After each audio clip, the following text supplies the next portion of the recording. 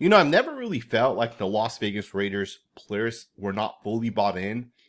That was until earlier today when I was watching the tape, and I realized that this Raiders team is clearly understanding the situation that they're in, and they're basically checking out of this season.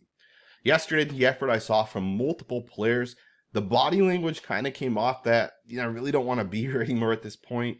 And I think we have multiple players that have checked out at this point. And what's interesting about that is we're also at the point where people are out on Antonio Pierce as the Raiders head coach. You know what's crazy is I was watching Antonio Pierce's presser earlier, and we got two separate reporters asking two separate questions about Antonio Pierce and if he essentially feels like his job is actually safe. I'll be the first to tell you guys, I think the Raiders should move off of Antonio Pierce at the end of the season. I think the Raiders fire Antonio Pierce, and there's multiple good coaching candidates that we'll get into a little bit later on. Right? I'll talk about some of these guys and why I think it makes sense for the Raiders. But I think the Raiders got to realistically move off of Antonio Pierce. And the questions that this guy's getting asked, one of the questions was, do you think that you've done enough, essentially, right? Do you think you've done enough to be the head coach here next year? And Antonio Pierce quickly responded saying, I'm under contract, right? He didn't put anything like, hey, we've struggled or whatever, and or teams been, none of that. He just said, I'm under contract. He was asked a different question as well a little bit before that, where he talked about, where he was asked, have you spoken to Mark Davis about kind of, how things are going? And he put it out there that, I speak to Mark Davis all the time. He said that he spoke to Mark after yesterday's loss, and that basically everything is positive with Mark Davis, right? And it's just interesting to me because Antonio Pierce has to recognize that his job's, it's right there for the Raiders to potentially move off of this guy. And again, 8 weeks ago, I was telling you guys that I think we got to keep Antonio Pierce. We got to move forward, have a little bit of consistency. But I think I'm at the point where it just doesn't make any sense, right? For the Raiders, it makes no sense to keep a coach around that. Let's just be 100% honest. Did Antonio Pierce really deserve the job when he got the job? Right, he gave a really nice speech when Josh McDaniels and the players were all kind of down after that, aired out meeting. He gave a really nice speech, and that ultimately led to the guys saying we want him as our head coach. It was great for you last season, right? Everything's kind of against this team. They come together, they win some football games, but that kind of died off. And now we're in the next season, and the Raiders are 2-12, right? Like our season is officially been over for like 7 weeks at this point. And I think the Raiders got to realistically consider moving off of Antonio Pierce. And here's another thing to know. Antonio Pierce is not a great play caller, right? He hasn't proven to call offensive plays. He hasn't proven to call defensive plays. And I think when you consider those facts right there, you got to think about what, you're getting with your head coach, right? If you get a great offensive corner, that guy will always take another job at some point. If you get a great defensive corner, that guy always end up at some point getting a job. In fact, I think Patrick Graham's going to end up getting some interviews coming up this season as a head coach candidate potentially. I think if you're the Las Vegas Raiders, you got to realistically consider moving off of Antonio Pierce because there's some good coaching candidates out there. We can't overlook some of the guys that are available. Now everybody thinks Ben Johnson's the one and only coach that's available. Understandably so. Ben Johnson is basically the guy that saved Dan Campbell's career. He's the guy that's gets most of the credit for having that number one offense right now. I think they average like 32 points a game. Absolutely incredible offense, and it's because of Ben Johnson the Lions are having success, not because of Dan Campbell. And all of anyone that pays attention can kind of tell you that. But Ben Johnson is not the only coach, and truth be told, Ben Johnson is not coming to the Raiders. All right, if anybody thinks the Raiders should fire AP to hire Ben Johnson, you are wishful thinking. Ben Johnson is not taking the job with the Raiders. He'd probably take 3 or 4 other jobs before he even considers the Raiders. We're not getting Ben Johnson. And I think a big part of that also comes down to the fact that we don't have a quarterback in this class isn't really that good. I think the only way Ben Johnson realistically considers the Raiders is if Ben Johnson thinks that that Cam Ward's definitely the next great quarterback, and on top of that, Ben Johnson thinks that this Raiders team is actually legit and we have the number 1 overall pick, right? And that's the only way Ben Johnson ever comes to the Raiders. We're probably not going to have the number 1 overall pick, right? There's a lot of things that are out there that are saying that if both the Raiders and the Giants lose out, the Giants will end up having a lower strength schedule. So we'll see if that actually ends up happening. But outside of Ben Johnson, there's real candidates for the Raiders. And I want to kind of talk about some of these guys and why I think it makes sense. We'll start right away with the offensive guys because I think offensive coordinators are always the best way to hire. I think Joe Brady's one of the guys that the Raiders got to realistically look at. Joe Brady is the current offensive coordinator of the Buffalo Bills. Brady's one of those guys that gets so much credit for other quarterbacks that have had success. So Joe Brady was the offensive coordinator of the LSU team that Joe Burrow was on. Actually, I take it back. I think he was the head coach of that team. He was the coach of that team. Joe Burrow, 2019 national championship, right? Joe Burrow went on to have a Heisman year. He had like over 50 touchdowns. The guy had an incredible year. People thought that was a fluke a little bit, right? People are like, is it true? Is he really that guy that can actually make quarterbacks play a lot better? And he went to the NFL. He went to the Carolina Panthers, and it didn't work out with the Panthers, right? He became the offense coordinator to Matt Rule. Keep in mind, Matt Rule struggled, fired before the season even could kind of go through. And with that, people are like, maybe he's not that good of a coach. And then he goes on to the Buffalo Bills, where he's been now for about this year and then even last year, so about a year and a half. And now the Buffalo Bills are dominating as well, right? You're seeing Joe Brady kind of really unlocking Josh Allen, right? Josh Allen's probably going to be the MVP this year. To me, Joe Brady is a legit coaching candidate. And I think if you're the Las Vegas Raiders, Ben Johnson is the best case scenario, right? Ben Johnson's proven it for like 3 years at this point. Joe Brady, he had the year with Joe Burrow. He had the year this year that obviously Josh Allen's kind of having. But there's a chance that if the Raiders can bring this guy in, there's a chance this guy ends up being the next Ben Johnson. And what that means is you get this guy early, right? You get him before the name really fully blows up. Right? If Joe Brady stays another 2 years with the Buffalo Bills, he'll be the next Ben Johnson. He'll be the guy everybody wants. So the Raiders could go in on the early approach, but that also means there's a chance this guy's not going to ever work out, right? There's a chance he ends up not being a good head coach. So that's just something we got to kind of keep in mind. Another coach that I think the Raiders should consider. Now, this one kind of sucks because the Raiders tried bringing him in already once. Cliff Kingsbury, he's making it work with the Washington Commanders. Cliff Kingsbury, he was a head coach with the Cardinals for multiple years.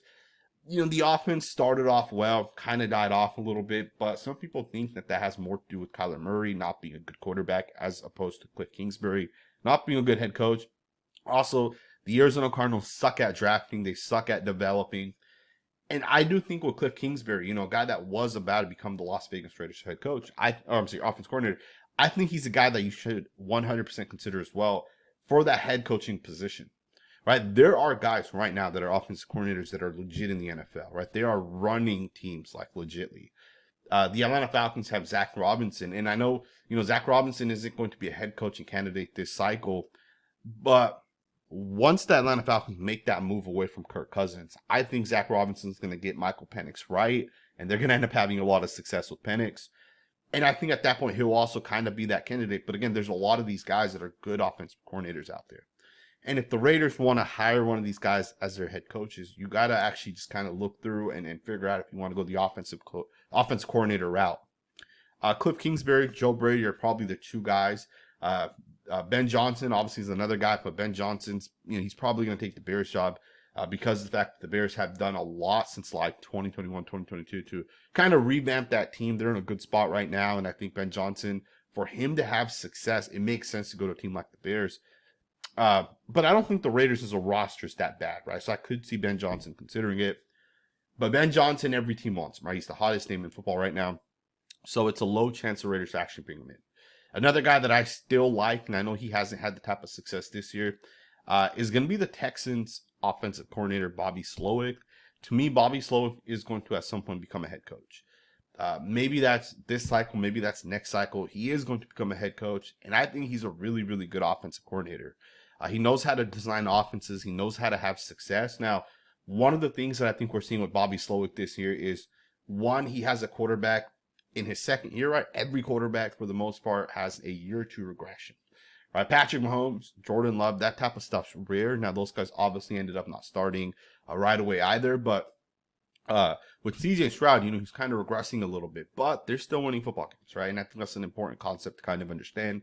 The Texans on the offense side of the football may not be as explosive this year, but I do think they also have some injuries that have kind of hindered that offense a little bit. And again, they're still winning football games. And there should be nothing more important than winning at the end of the day, right? Stats don't really matter. What matters is wins and losses. And Bobby Slowick still is helping the Texans get over the top and, win football games, right? I think Bobby Slowick's another guy you got to kind of keep an eye on. And those are probably the offensive guys I think that I would probably consider. Now, there's other guys, right? Kellen Moore is a guy that's been getting a little bit of credit. He's currently the offensive coordinator of the Philadelphia Eagles. I'm personally not a fan of his. And then there's guys, the New Orleans Saints have Clay Kubiak, but Clay Kubiak's still kind of young. And I think at this point, you don't really want to hire those type of guys because you don't know, are they leaders of men or are they not, right? Are they going to fold under pressure or will they be able to kind of lead? You don't really know, right? So it might be a little early with some of those guys. But there's also guys that are leaders of men. Guys like Jesse Minter, the Los Angeles Chargers defensive coordinator. Minter coached with Jim Harbaugh at Michigan. He really turned Michigan around, and Michigan's been really, really good, right? They've had a lot of success. They've been very, very good. And Minter was one of the guys that, as he came into the NFL, people were like, hey, this guy is going to revolutionize the NFL. Like, people were actually talking about that at the beginning of the year.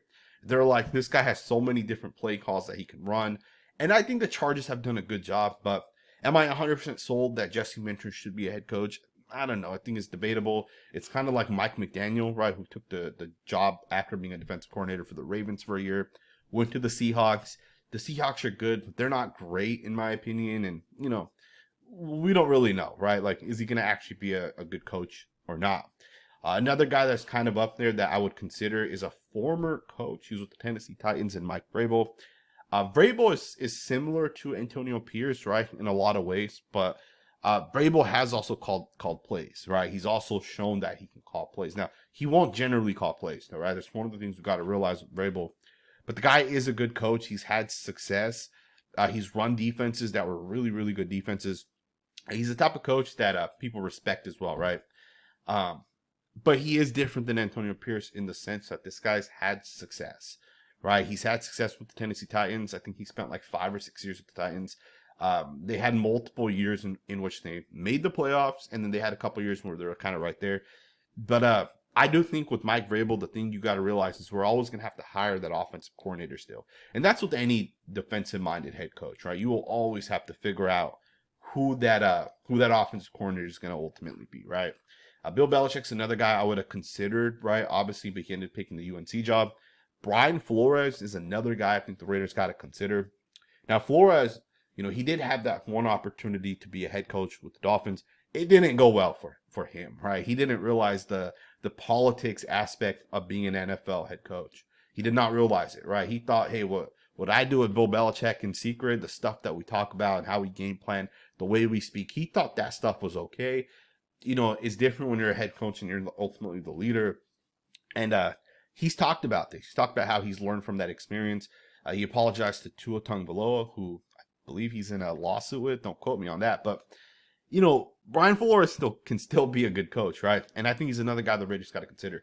Flores runs probably the best scheme in the NFL. Very similar to Patrick Graham's. Flores blitzes a lot more than a guy like Graham. But, the Raiders have real options at that coach position. And I think the Raiders just got to figure it out, right? You can stick with Antonio Pierce if you want. You can try to bring in, go around the NFL, look at all the pass game coordinators and say, hey, let's make these guys our offensive coordinator. But that's not guaranteed to work, right? Or you can just go out and find the best offensive coordinator and make him your head coach, right? So there's 2 different approaches the Raiders can take. If you can go the route of, hey, let's hire Brian Flores or let's hire Mike Vrabel, right? If you go down that route, it's going to be a little bit harder finding that offensive coordinator that's at least proven. Now, there's guys in college as well that might come out, but I think a lot of guys are going to end up staying in college based off of kind of the NIL and how that kind of works. So we'll see what ends up happening, but I just found it interesting that what I've seen from the Raiders this year is it's a team that's kind of bought out at this point, right? Like the season's over. We all know that, but we're getting to the point where you can tell these players are not happy playing out there, right? Christian Wilkins was supposed to only be out for 4 weeks. He's not playing now at all, right? We never really got an update on that. But the season's over. He's not coming back, right? We had other guys that, you get banged up. Maybe you can come back, maybe not. It's just an unfortunate season of how it kind of went. But I think the Raiders got to realistically consider moving off of Antonio Pierce. And truth be told, I think we should do it, right? I think we should move off Antonio Pierce. Let's find a coach that's proven as an offensive coach. And if we don't go down that route and we want to go the opposite approach of a defensive guy, I'm okay with that as well, right? Not guaranteed to work, but remember, we also got to develop a quarterback coming in, right? We have a whole ass another quarterback potentially coming in Cam Ward or Shador Sanders. Maybe it's Jalen Monroe in the second round or Dylan Gabriel potentially in the second round, right? I think the Raiders got to realistically consider moving off of him and think about the developmental aspect. So we'll see what ends up happening, man. Let me know what you guys think. Thumbs up, subscribe, and I'll see you guys next time with another video.